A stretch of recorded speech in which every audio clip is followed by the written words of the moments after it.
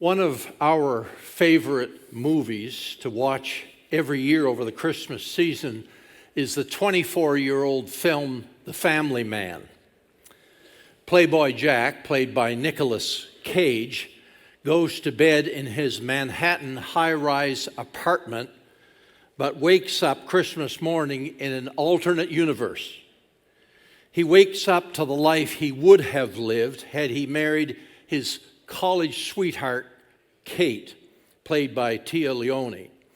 He left her 13 years earlier in order to pursue a career in high finance. He wakes to the horrifying discovery that his former life no longer exists. His life is totally turned upside down. His lavish Wall Street lifestyle, gone. Now he's a slug-it-out blue-collar worker from suburbia. He was an investment banker, and now he's a tire salesman. His $2,400 suits have turned into a plaid shirt and work jeans. His high-end sports car is gone. Now he drives a 7-year-old Dodge minivan. He had a new girl on his arm every week. Now he's 13 years married with 2 kids. Talk about turning your world upside down. Now, we all know how this world works, this kingdom we live in here. From nursery school on, we are taught how to succeed.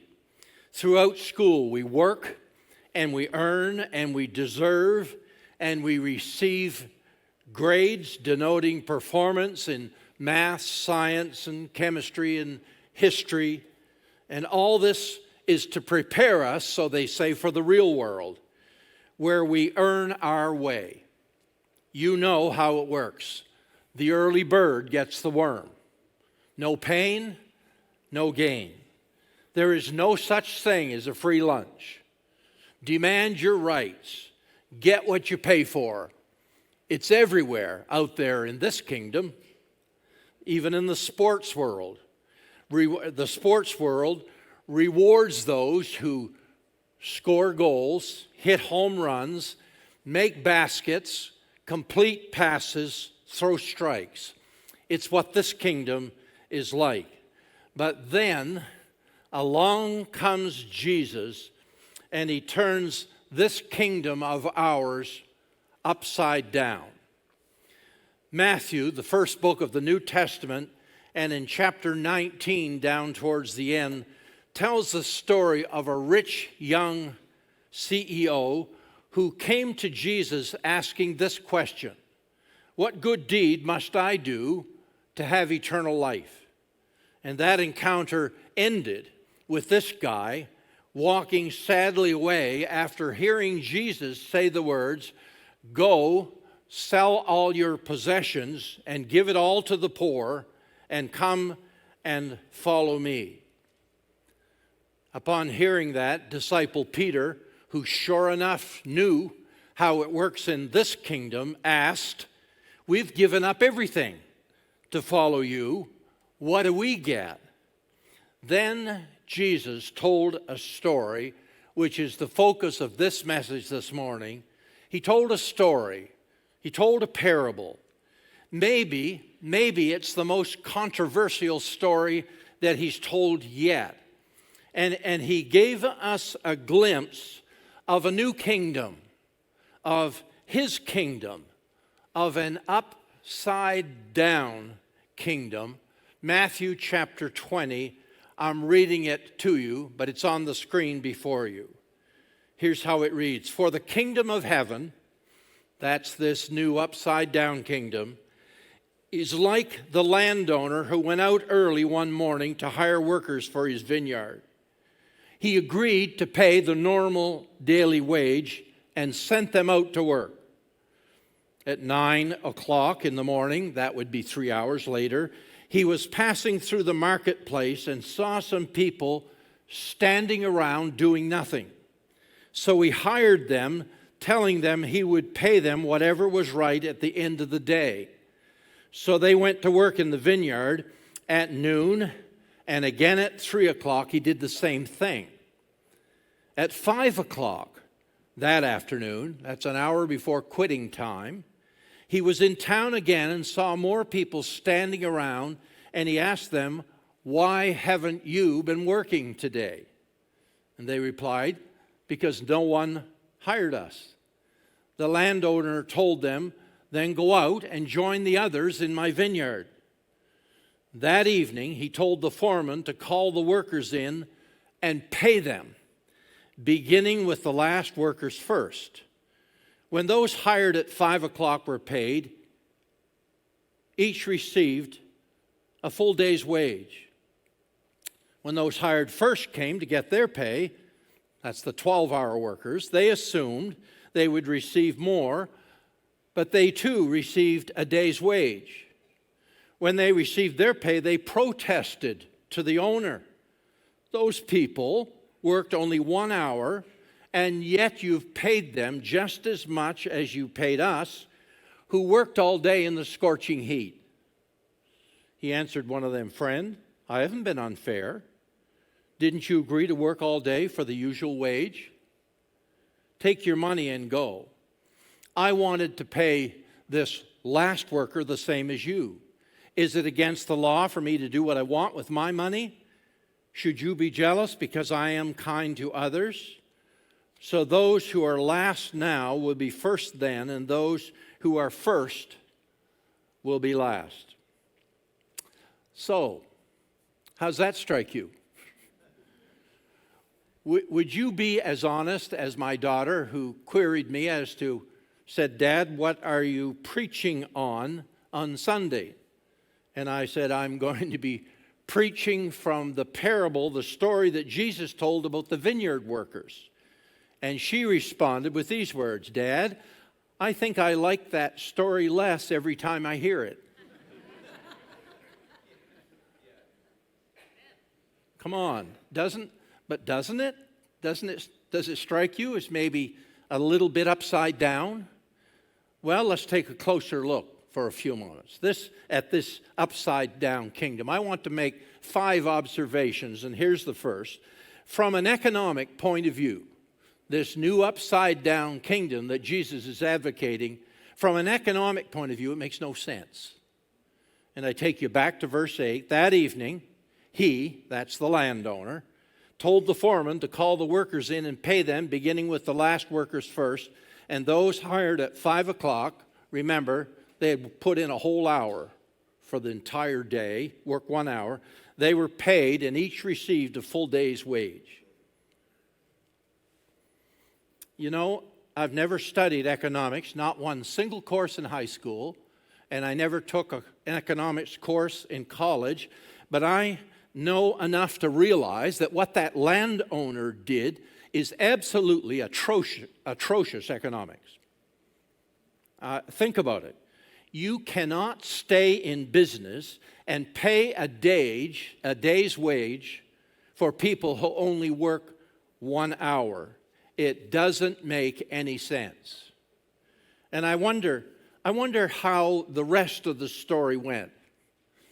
I wish we knew sometimes the follow-up to some of these stories. I'll bet a month later that the landowner's winery, I bet that was closed. Not just for the season, but fenced in, boarded up, kaput, bankrupt, out of business. This kingdom of heaven, this upside down kingdom, so it seems to me, from an economic point of view, it doesn't seem to make any sense. Some days ago, I was listening to the evening news, and Todd Battis announced New Brunswick minimum wage is going up by 55 cents on April the 1st, from $14.75 an hour to $15.30 an hour. And I'm listening to this, and I'm thinking, this is a good thing. This is a good thing for everyone, and especially it's a good thing for those who are working for minimum wage. But the next face on the screen and the next voice I heard was a spokesperson for the CFIB, that's the Canadian Federation of Independent Business. And the first words out of his mouth were, "This adds another burden on employers all across the province." Basically, his response to the raise of the minimum wage was, "This isn't good. This isn't good for the economy." He's saying that it makes no sense. And so I'm sitting there, and now I'm thinking, well, maybe he has a point. And then I wonder, I read this parable, and I think this upside-down kingdom, maybe it doesn't make any sense. Well, here's the second viewpoint. Then again, this upside-down kingdom, number two, from the other landowner's point of view, it's naive. I take you to verse 10 where it says, those hired first. Now remember, those hired first, 6 in the morning, they've put in 12 hours. Came to get their pay. They assumed they would receive more, but they too were paid a day's wage. And when they received their pay, they protested to the owner. Okay? Now, I'm the landowner, suppose, who owns the vineyard next door to this guy, and I hear the news. And I think, well, of course the 12-hour workers protested. What's that guy, what's that landowner thinking about? Why did he pay the 1-hour workers in front of everyone? How naive can you get? He could have avoided all of that. What did he do? Line them all up and let everyone who had worked at even 1 hour through the day, he let everyone see what everyone else got. That's dumb. If he's going to give his money away, he ought to do it when no one's looking, thinks the landowner next door. Talk about naive. Well, Dan Price had it all. He was the owner of a successful business with $1 million salary and a beautiful home on the outskirts of Seattle, Washington. But he noticed two things. One, that more money wasn't making him a happier man. And the second thing he noticed was this: his employees were struggling. Now, the cost of living in Seattle, Washington, they say, is one of the highest in all of the United States of America. So Dan Price did the unthinkable thing. 9 years ago, in 2015, he cut his $1 million salary by 90%. And he raised the minimum wage of all his employees to $70,000 a year. I know some of you are thinking of moving to Seattle. Well, hold on here, to Washington. And the result of this move that he made was, of course, happier employees. And he discovered, too, that Dan Price, that he was happier as well. But what about the other business owners across America? Did what Dan Price did it start a trend? Did other business owners all across America do the same thing? Well, no. Not one I've ever heard of, at least. I've never heard of one that said, what a great idea, guess I'll do it too. And no doubt, Dan Price is considered naive by his peers. The other landowners, the other business owners had to be thinking, what kind of upside-down world is this Dan Price living in anyway? And I hear that and I wonder, he's got a point. Well, here's the third observation I would make about this parable, this upside-down kingdom Jesus is speaking about. Number 3, from a public relations point of view, it's an absolute disaster. So at the end of the day, the landowner says, I wanted to pay this last worker, work 1 hour, the same as you 12-hour workers. And the word gets out. Think about it now. The word gets out into the community and in the town what this landowner has done, that he paid work 1 hour or work 12 hours and you get the same pay. Now move ahead a day. Early the next morning, here comes the landowner into the marketplace, and he arrives looking for workers. And what do you think he finds? They're all hiding.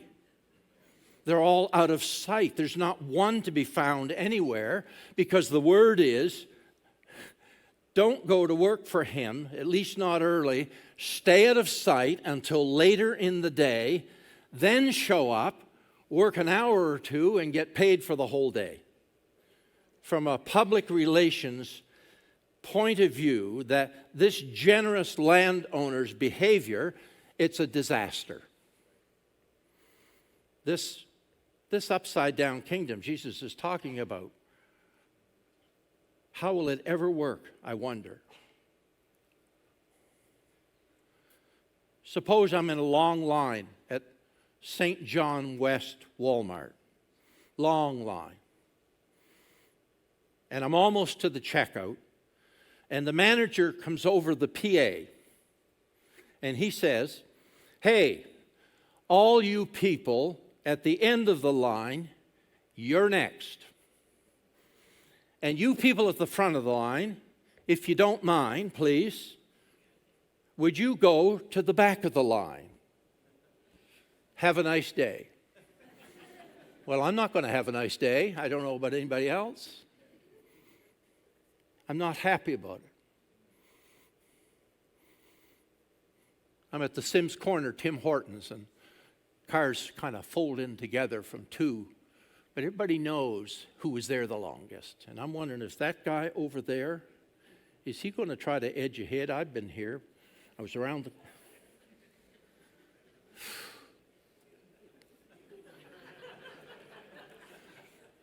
And for the St. John West, I guess I'll take my business to the East Walmart, East Side St. John Walmart. This upside-down kingdom, from a public relations point of view, it's a disaster. But maybe the most obvious deficiency, if I can call it that, of this upside-down kingdom Jesus is talking about is from the all-day worker's point of view. And the most obvious one to all of us, because it's, for them, they say, it's totally unfair. Verse 12, those people worked only 1 hour, and yet you've paid them just as much as you paid us, who worked all day in the scorching heat. Unfair, unfair, they're yelling. You can hear them. And if we're pressed a little, come on. If we're pressed, most of us have a little sympathy for these 12-hour workers. Do they have a point? I know at this point I'm supposed to say, no, they don't have a point. No, they do not. But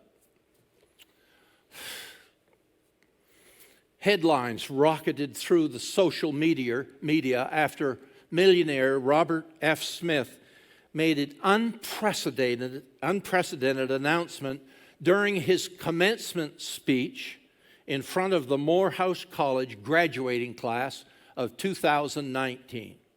And here's what he said. My family is going to create a grant to eliminate your student loans. That's what he told the senior class. Well, the momentous announcement, as you can imagine, generated all kinds of buzz for the college. Plenty of jokes, too, predictably followed.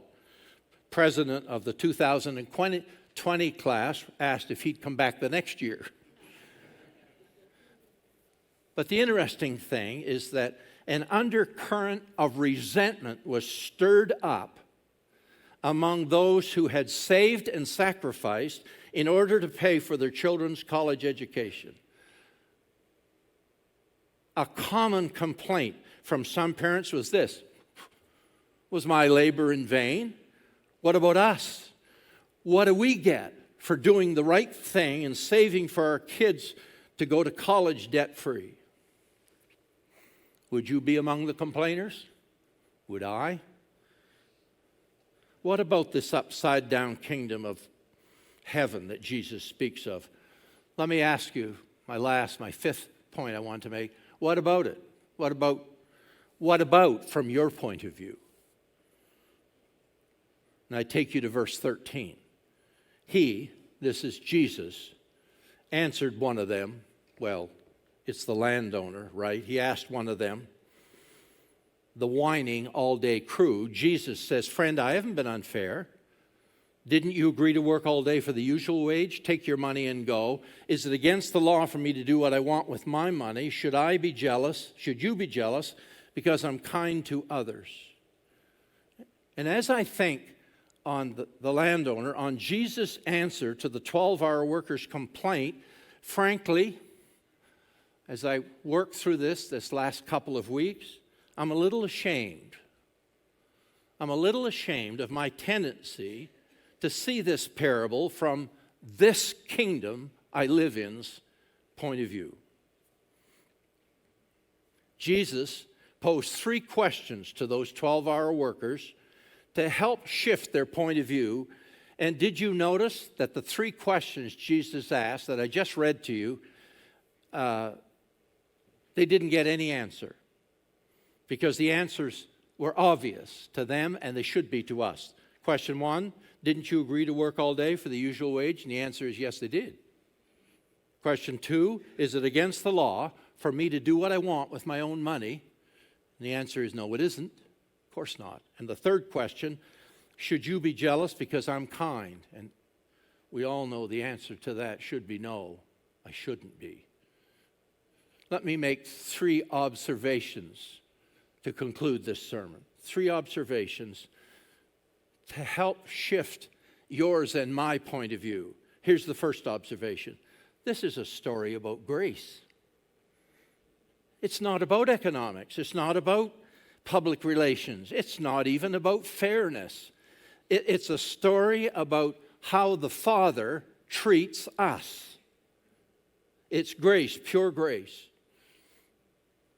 You know what I think? I think my opinion is that we don't really understand the word grace. Not in this kingdom, we don't.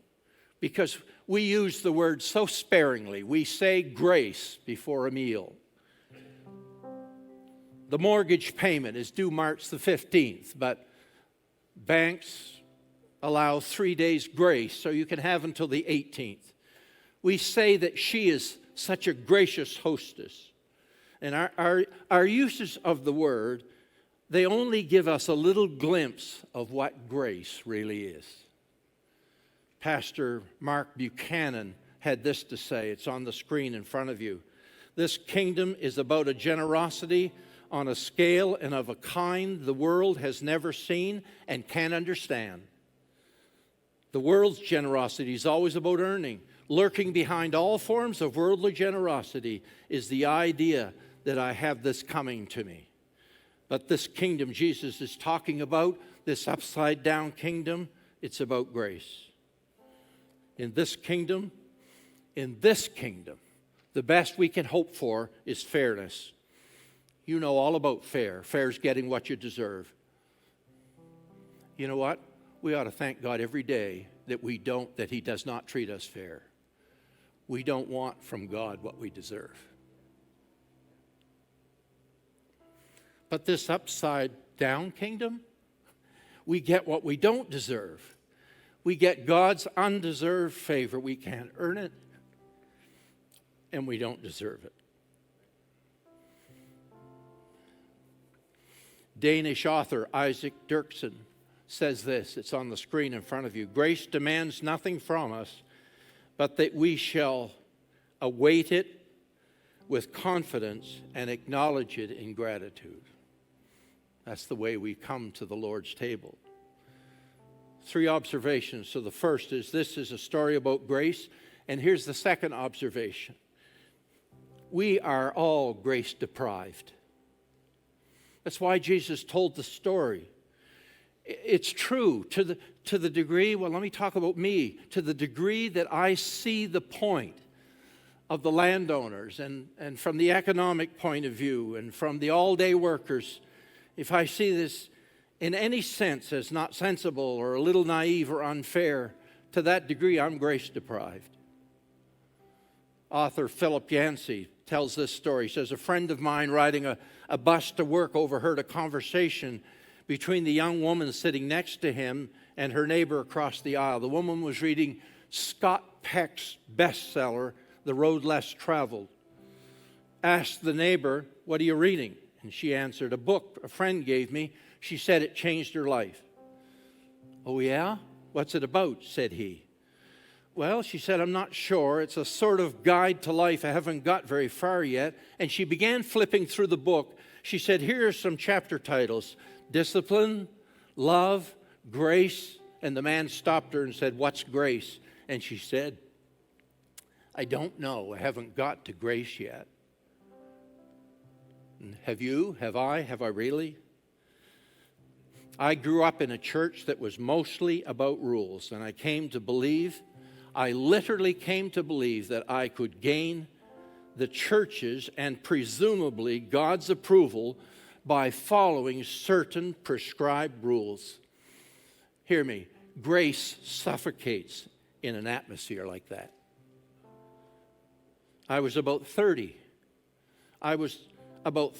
when I began to truly believe that there's nothing I could ever do to make God love me more, and there's nothing I could ever do to make God love me less. And there are times in these days, 50 years later, when grace washes over me like cool water over a man lost in the desert, in a parched desert. And there are other times when I struggle, still today, to get a grip on this amazing thing called grace. And here's the third observation. Observation one was, this is a story about grace. Number two, we're all grace deprived. And number three, we're all 1-hour workers. Most of us were inclined to identify with the all-day crew in the sense that I think I earned, I think I deserve. Few of us read the story and think, that's me, the 1-hour worker, so undeserving, so in need of God's grace. You see, Jesus told this about 2 to 3 weeks before he arrived in Jerusalem, where they crucified him on a cross, on a Roman cross.